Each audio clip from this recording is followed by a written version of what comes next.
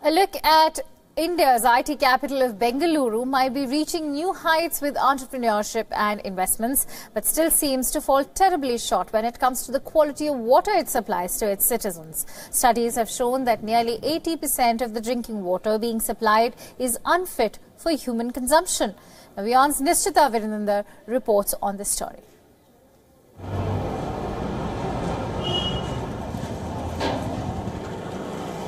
Located at a height of about 100 meters above sea level, sourcing drinking water for a rapidly growing city like Bengaluru has always been a challenge. With the degradation of the city's lakes over the years, Bengaluru has become increasingly dependent on groundwater.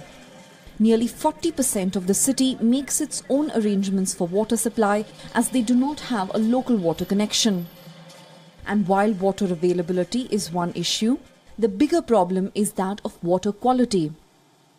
A study by a research scientist in Bengaluru's urban and peri-urban areas found that nearly 80% of the water is contaminated and unfit for consumption.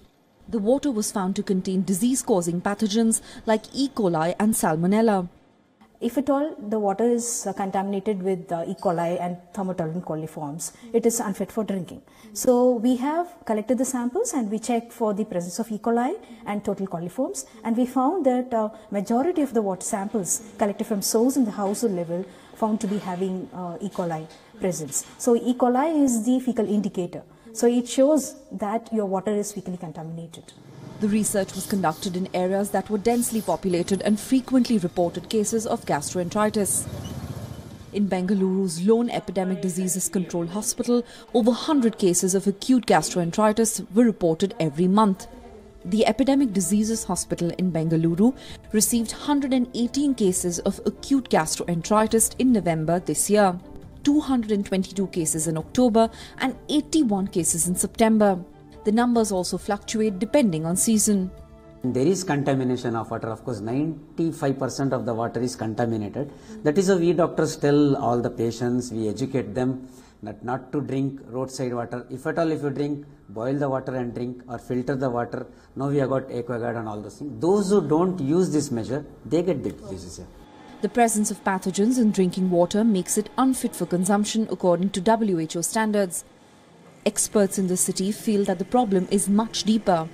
While filtering and boiling can rid the water of pathogens, increasing cases of chemical and metal contamination is proving to be the biggest challenge.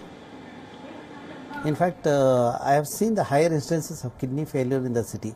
As for the statistics I have, the kidney failure, which is 1 in 1 lakh, about 10 years back, today it's 1 in the 5,000.